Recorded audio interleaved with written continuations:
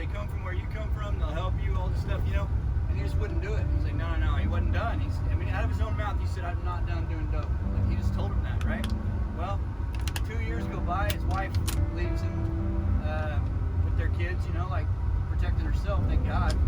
And he just continues to spiral worse and worse into addiction.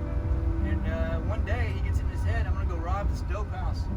He says, either they'll shoot me and I'll die, or they'll arrest me, I'll go to prison, or I'll get a whole bunch of dope. And he said, really, I was kind of hoping they'd either kill me or I'd get a whole bunch of dope, but I didn't really care which. That's what he said. He's like, I was just done. He said, well, I'm walking, just put my hood up to go rob this dope house. Got a pipe in his hand, don't forget that part. The pipe in his hand, he just puts his hood up, walking with his head down, and he's about half a block from the house, and he slams into the back of the Reckless van because he had his head down. That was And so Logan sees him slam into the back of the van, dude. He comes off the porch where he's talking to this woman about a mowing job or whatever, and he's like, hey man, are you alright? And the guy goes, for whatever reason, I just told him, no man, I'm not alright. He's like, so I just started talking to him, and he goes, next thing I know, he said, Logan puts me on the phone with intake. He said, they get me accepted right then and there to a treatment center. He said, then they took me to breakfast, they drove me up here, that was 6 months ago.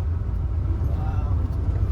And then I started like, I'm really excited about it, like overflowing. So I tell Greg goes, yeah, he told me that story like 2 months ago, man.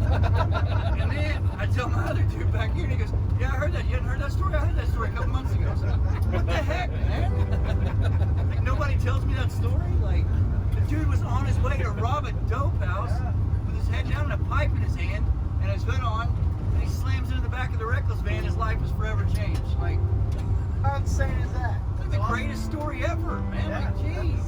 Golly. Communication, people. I need to know these things.